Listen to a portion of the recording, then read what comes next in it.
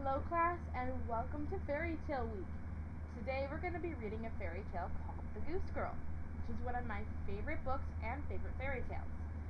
So, some of you guys might recognize this book from our library at Riverside.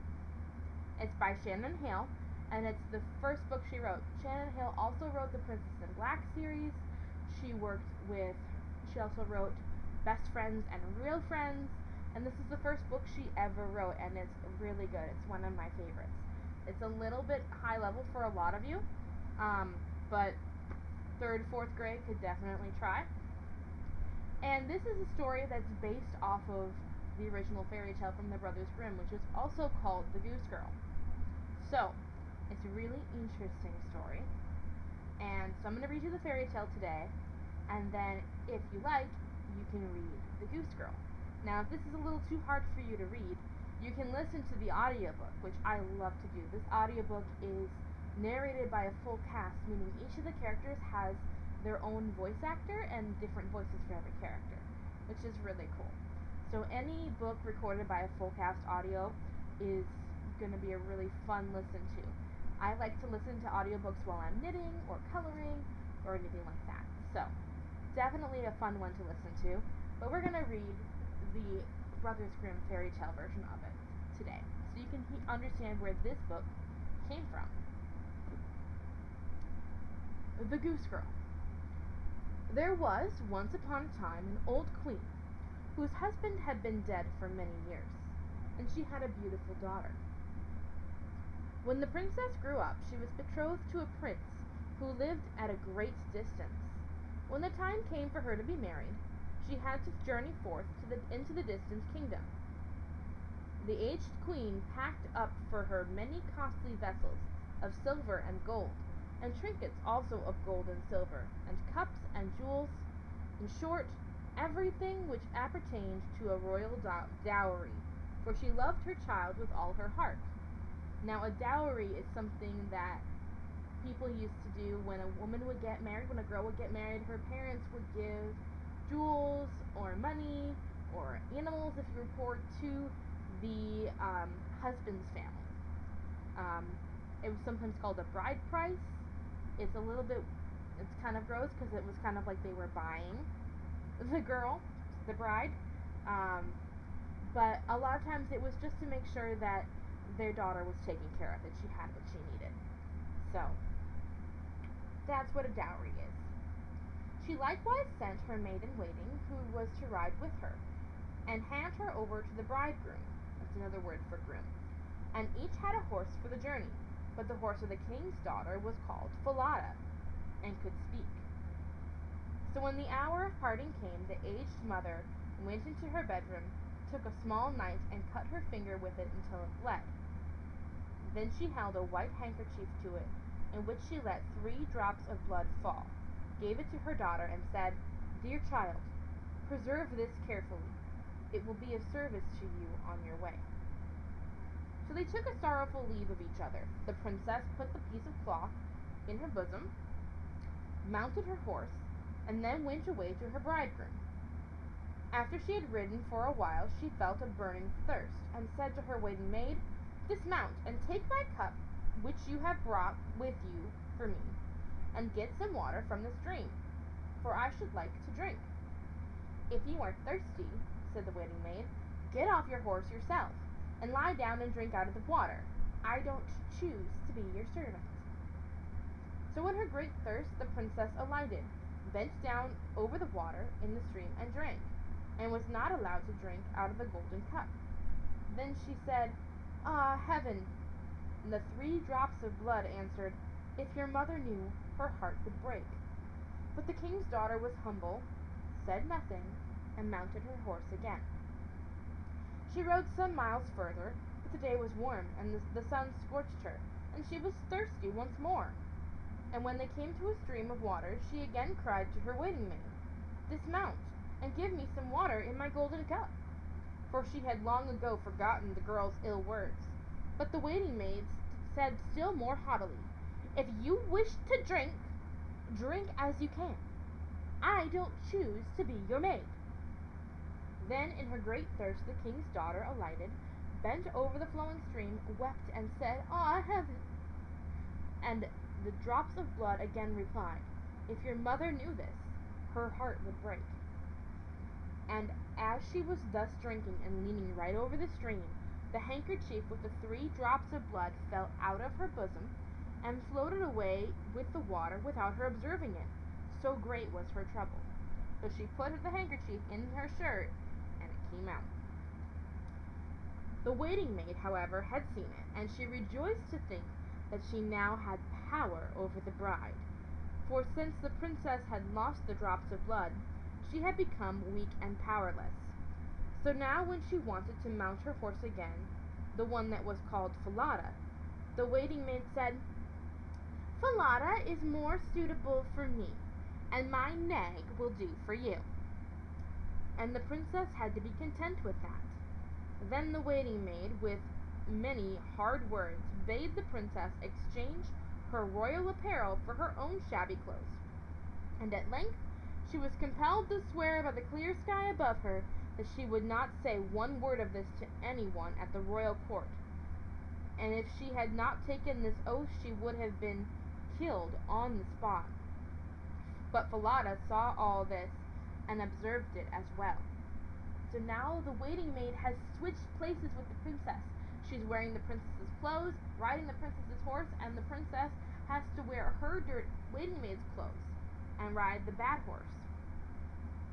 The waiting maid was now mounted by Falada, and the true bride the bad horse, and thus they traveled onwards, until at length they entered the royal palace. There were great rejoicing over her arrival, and the prince sprang forward to meet her, lifted the waiting maid from her horse, and thought she was his consort. She was conducted upstairs, but the real princess was left standing below. Then the old king looked out of the window and saw her standing in the courtyard, and how dainty and delicate and beautiful she was, and instantly went to the royal apartment and asked the bride about the girl she had with her, who was standing down below in the courtyard, and who she was. "I picked her up on my way for a companion. Give the girl something to work at, that she may not stand idle." But the old king had no work for her, and knew of none. So he said, "I have a little boy who tends the geese. She may help him." The boy was called Conrad, and the true bride had to help him tend the geese. Soon afterwards the false bride said to the young king, "Dearest husband, I beg you to do me a favor." He answered, "I will do so willingly." "Then send for the knacker, and have the head of the horse on which I rode here cut off, for it vexed me on the way." In reality, she was afraid that the horse might tell how she had behaved to the king's daughter. Then she succeeded in making the king promise that it should be done, and the faithful Falada was to die. This came to the ears of the real princess, and she secretly promised to pay the knacker a piece of gold if he would perform a small service for her. There was a great, dark-looking gateway into the town, through which morning and evening she had to pass with the geese. Would he be so good as to nail up Falada's head on it, so that she might see him again, more than once? The knacker promised to do that, and cut off the head and nailed it fast beneath the dark gateway. Early in the morning, when she and Conrad drove out their flock beneath this gateway, she said in passing, "Alas, Falada, hanging there!" Then the head answered, "Alas, young queen, how ill you fare! If this your tender mother knew, her heart would surely break in two." Then they went still further out of the town, and drove their geese into the country. And when they had come to the meadow, she sat down and unbound her hair, which was like pure gold. And Conrad saw it and delighted in its brightness, and wanted to pluck out a few hairs. Then she said, "Blow, blow, you gentle wind, I say, blow Conrad's little hat away, and make him chase it here and there, until I have braided all my hair, and bound it up again." And there came such a violent wind that it blew Conrad's hat far away across the country, and he was forced to run after it. When he came back, she had finished combing her hair, and was putting it up again, and he could not get any of it. Then Conrad was angry, and would not speak to her, And thus they watched the geese until the evening, and then they went home. The next day, when they were driving the geese out through the dark gateway, the maiden said, "Alas, Falada, hanging there." Falada answered, "Alas, young queen, how ill you fare! If this your tender mother knew, her heart would surely break in two." And she sat down again in the field and began to comb out her hair. And Conrad ran and tried to clutch it. So she said in haste, "Blow, blow, you gentle wind, I say, blow Conrad's little hat away, and make him chase it here and there, until I have braided all my hair and bound it up again." Then the wind blew his little hat off his head and far away, and Conrad was forced to run after it. And when he came back, her hair had been put up a long time, and he could get none of it. And so they looked after the geese until evening came. These things come in threes, you'll notice. Fairy tales like the number 3. This happened twice. I wonder if it's going to happen a third time. But in the evening after they got home, Conrad went to the old king and said, "I won't tend the geese with that girl any longer." "Why not?" inquired the aged king. "Oh, because she vexes me the whole day long. She drives me crazy." Then the aged king commanded him to relate what it was she did to him. And Conrad said, "In the morning, when we passed beneath the dark gateway with the flock, there is a starry horse's head on the wall, and she says to it, 'Alas, Falada, hanging there.' And the head replies, 'Alas, young queen, how ill you fare! If this your tender mother knew, her heart would surely break in two.'" And Conrad went on to relate what happened on the goose pasture, and how when there he had to chase his hat. The aged king commanded him to drive his flock out again next day, and as soon as morning came he placed himself behind the dark gateway, and heard how the maiden spoke to the head of Falada. And then he too went into the country, and hid himself in the thicket in the meadow.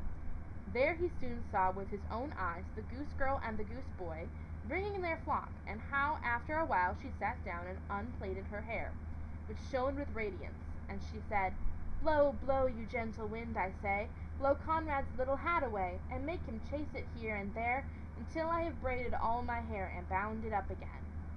Then came a blast of wind that carried off Conrad's hat, so that he had to run far away, while the maiden quietly went on combing and plaiting her hair.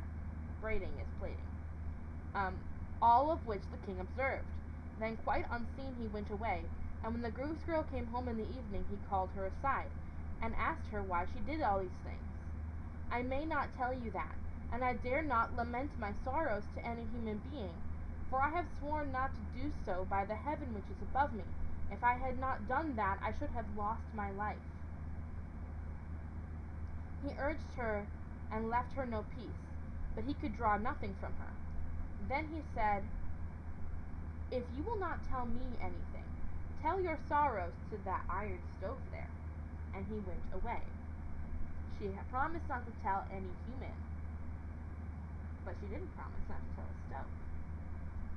Then she crept into the iron stove, and began to weep and lament, and emptied her whole heart, and said, "Here I am, deserted by the whole world, and yet I am a king's daughter, and the false waiting maid has by force brought me to such a pass that I have been compelled to put off my royal apparel, and she has taken my place with my bridegroom, and I have to perform menial service as a goose girl. If my mother did but know that, her heart would break." The aged king, however, was standing outside by the pipe of the stove, and was listening to what she said, and heard it. Then he came back again, and bade her come out of the stove, and royal garments were placed on her, and it was marvelous how beautiful she was. The aged king summoned his son, and was revealed to him that he had got the false bride, who was only a waiting maid, but that the true one was standing there, who had been the goose girl. The young king rejoiced with all his heart when he saw her beauty and youth, and a great feast was made ready, to which all people and good friends were invited. At the head of the table sat the bridegroom, with the king's daughter at one side of him, and the waiting maid on the other. But the waiting maid was blinded, and did not recognize the princess in her dazzling array. When they had eaten and drunk, and were married, the aged king asked the waiting maid as a riddle, what a person deserved who had behaved in such and such a way to her masters, as and at the same time related the whole story and asked what the sentence should be as one married. So basically, what he said to her was, "Hey, um, if somebody were to pretend to be royalty and take their place and marry someone that the royal person was supposed to marry, what would you say that should happen to them?" Which is, of course, what the waiting maid did. Then the false bride said she deserves no better fate than to be stripped entirely naked, put in a barrel which is studded inside with pointed nails, and 2 white horses should be harnessed to it, which will drag her through one street after another till she is dead. "Okay then, calm down. It is you," said the aged king, "and you have pronounced your own sentence, and thus it shall be done to you." And when the sentence had been carried out, the young king married his true bride, and both of them reigned over their kingdom in peace and happiness. The end. Fairy tales aren't always as happy as Disney makes them out to be. So if you thought that was interesting and you want to hear more about making that story longer, definitely read this book. That was only a couple of pages in this whole book, but this is a whole book about that fairy tale. Alright? So, I hope you enjoy, and I will see you next time.